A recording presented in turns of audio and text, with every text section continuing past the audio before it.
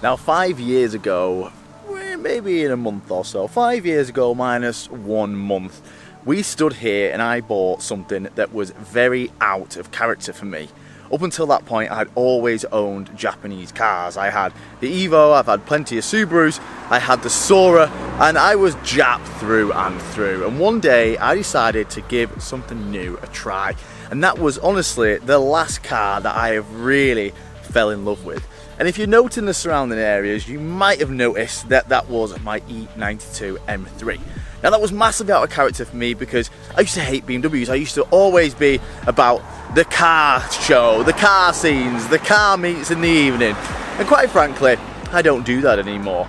And to be honest, for the past 2 or 3 years, I've not even had a nice car on the road. All I've been driving around for the past 2 to 3 years is an old X5, and a bit of a newer X5. And then now, since my X5 died, I've been driving around a Touareg.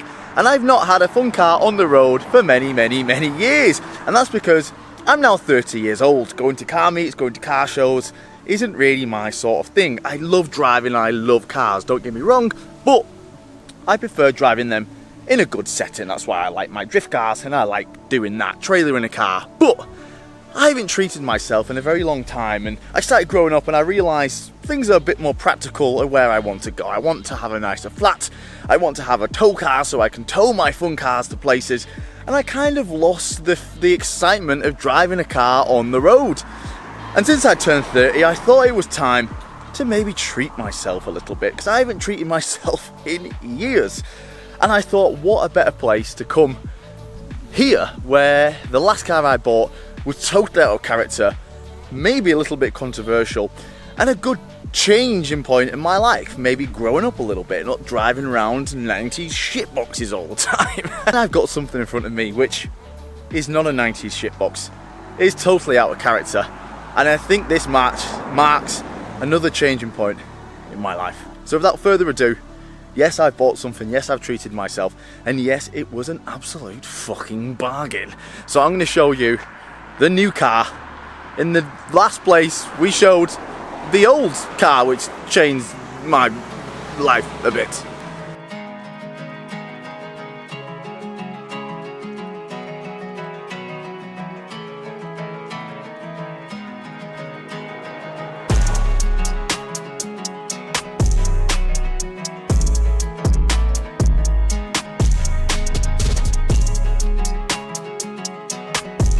I'm fighting with the sun for this video, but yes, I have bought my first ever Porsche. Now, I bought this really cheap, and I'm not going to pretend it's the best Porsche ever. I'm not going to sit here and say it's a 911 GT3 RS. It isn't, but I absolutely love it. So we're going to get the GoPro, we're going to go for a drive, and I'm going to show you everything about this car, why I bought one, and in the end of the video, I'm going to tell you how much I got this for and why I would have been absolutely stupid to pass this up.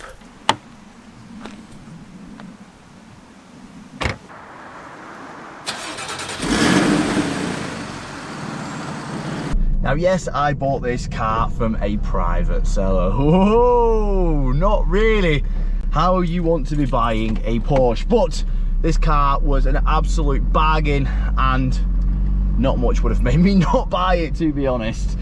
Now yes, this is a Porsche 981 Cayman, which from what a lot of reviewers say is one of the best all-around sports cars which Porsche have done.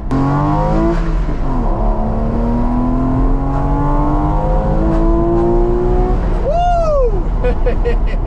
Now this isn't a 911, it's not even a GTS, and it's not even a Cayman S. This is a 2.7 entry-level Cayman 981, and am I bothered? Absolutely not. And you'll see why I went with this one when you see the price at the end of the video. Now yes, buying a car like this from a private seller is quite a risky thing, but I took my little mechanic Carly, and that gave me massive confidence when buying this car.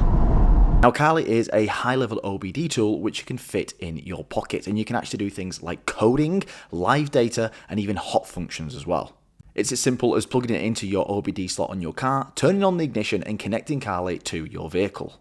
Now, Carly can do a huge range of vehicles, but I am very intrigued to see how it's going to work on this high-level Porsche. And after you've selected your vehicle, we're going to do a full diagnosis. Now, this is going to check every single ECU and body control module throughout the whole car. And on this Porsche, there's a lot of them.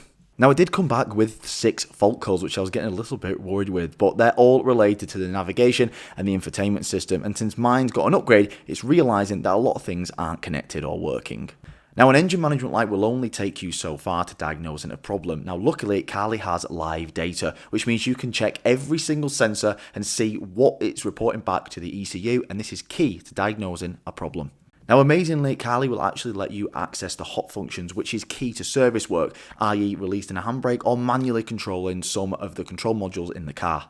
Now, annoyingly, on most cars, you can actually do coding, so you can code things into the car, like have certain lights turn on and off, have kind of certain things in the car, you can unlock certain things in the car. Now, it's not bringing up this menu on this Porsche, which I'm actually not that surprised with. I've actually managed to do quite a lot, considering this is quite a high-end vehicle, and knowing the manufacturers put a load of blocks to actually getting into the ECUs. But it's still good to know that I can read and check every single body control module in this Porsche. I can clear codes, read codes, and actually get into some of the OBD hot functions as well, which is actually quite impressive. If you want an extra little mechanic to take around with you in your pocket and you don't want to carry around a big, huge £3,000 scanner, then Carly is perfect for you. There'll be a link on the screen and in the description below if you want to try out Carly and have a peace of mind, especially when buying used cars. Now, it did help that when I went to see this car, firstly, he watched the channel, which is always a good start, and secondly, he was a pastor at a church.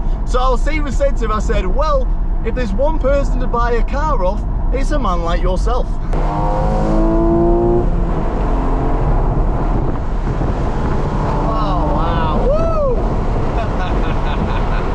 Now, I've been driving around in 4x4s for at least 2 or 3 years, and I've actually been quite happy with it.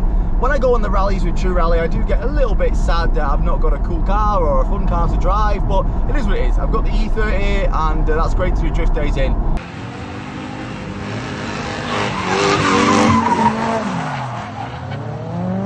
Now, when the X5 died, the X5 was somewhat, you know, if I had to go to a business meeting, because I've got a couple of different businesses, a few different businesses and stuff, if I had to go to a meeting or I had to go somewhere where I want to look somewhat professional, the X5 kind of ticked that box. It was a white BMW, it was a 2010, but you could easily pull off as like a 2014. It was a nice car, it looked like a nice car.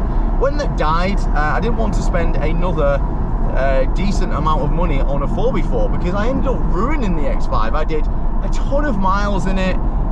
Most of them were towing. I ruined it with putting tyres and gearboxes and things in the back of it. I ruined it from like little dents with the trailer where you take the trailer off and it hits the back of the car. People who tow will know what I'm talking about. So I didn't want to spend another decent amount of money on another nice 4x4 because it just ruined it. So that's why I bought the VW Touareg, and it's been great for towing, and yeah. But the one problem with that car is you can't turn up anywhere looking professional in it. It's an old looking VW and it just doesn't give off that vibe. So I wanted something that gave off that professional vibe. Now, who doesn't want to own a Porsche? But they're always too expensive, right? They're always too expensive and things go wrong and blah, blah, blah, blah, blah, blah, blah.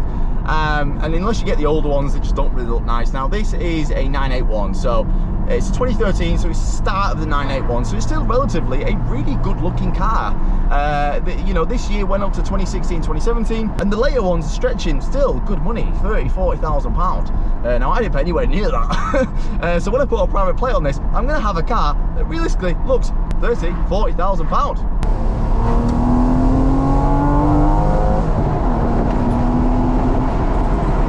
Now, with this being in white as well, again, it just adds to that look. It makes it look a lot newer than it is. Now, it's not all just about the looks. These cars, the handling wise on these cars, they are renowned for their chassis, and with this being a Cayman, it's got the solid roof, so it's even stiffer, so it outperforms the 981 boxes in a performance, in a handling sense. But listen to how good it sounds. That's a stock exhaust. Oh, it sounds so good. Wow, and that's interesting because on idle they sound really rattly and a little bit crap on idle. It sounds like it's constantly got an exhaust blow. I've always noticed that about Porsches. On idle they sound really weird, but God, when you're up in the revs, they sound so good. Now, they're not the fastest cars in the world. This is like 280 horsepower, and it's like 0 to 60 in 5.5 seconds. So the power isn't amazing, and there's definitely cars out there that are faster than this. My C63 would have wiped the floor with this. My M3 would wipe the floor with this, but the downside about those cars is that they have a big V8, and big V8s are extremely juicy, and big V8s are around £800 in tax. Now, my VW Touareg is already £800 in tax. Now, did I want to pay £1,600 a year on tax? No. Now, this being a Porsche, it's a 6-cylinder flat 6.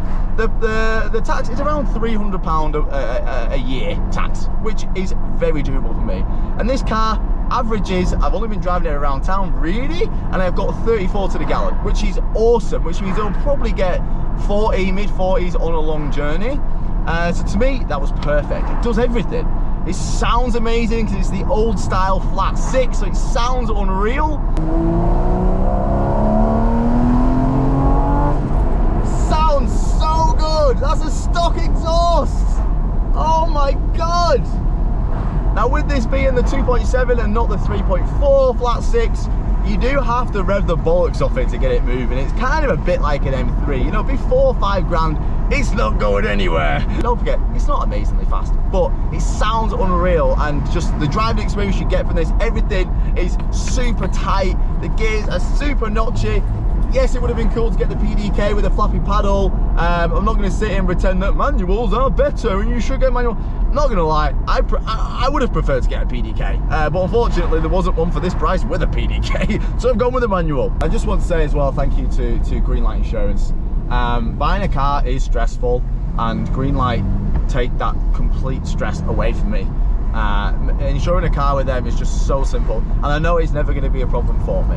Just knowing that I'm insured with Greenlight, I've been insured with Greenlight for the past 10 years or so. I've had every single car with them, and just the relationship I've got with them now is absolutely amazing. So when I ring up, it's like talking to a mate. Can you change this? Yeah, no worries, we'll do it tomorrow. Just let us know when you want it done. Boom. There's no like, oh, well, we're going to put the price up because this and that and that. So thank you, Greenlight Insurance, for making this crazy life of mine and all these crazy cars possible. Now, one thing about this is that it's super interesting. The gears are so long. Like you spend forever getting up to second gear. Second gear just goes forever, and the brakes are insane. Like, I think it's because I've been driving a lot of 4x4s and stuff, and my brakes don't really work well on my E30. But as soon as you touch, there's no travel. As soon as you touch the pedal, it's there. Boom, straight away. It's insane. It looks very professional. Like, you could turn up anywhere in this and people would have a good mindset on you. It's cheap on tax and it's cheap on fuel. This car was previously a Category N, so it has been a write-off.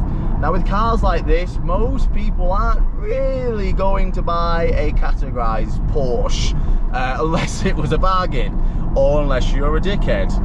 This car would probably be around £24,000. This mileage is on 70,000 miles. In this colour, white, it would be around £24,000, £25,000. I think that's pretty fair. I bought this car for £16,000. Now, to get into a very nice looking Porsche, any Porsche like this for 16 grand is incredible. So you're probably not going to see much of this car on the channel, to be fair. I don't want to do anything to it. I feel like Porsche know better than I do. And I feel like Porsche know better than all of these car modifiers out there. Maybe I might put a splitter on it, maybe one day I might look into lowering it. Actually, definitely not, Porsche no better. I'm not going to put an exhaust on it because the price of the exhausts are phenomenal, and I personally think it sounds great as it is. I know this might be a bit of a different Lee Lockwood that you're talking to, but personally, I don't like modifying road cars. I genuinely don't.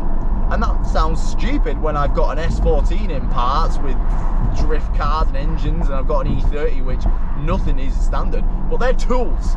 They're tools, they're machines, they have a purpose. And that's to drift. This purpose is to enjoy a nice car.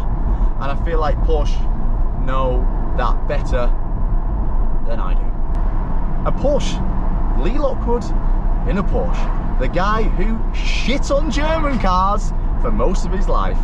What a crazy world.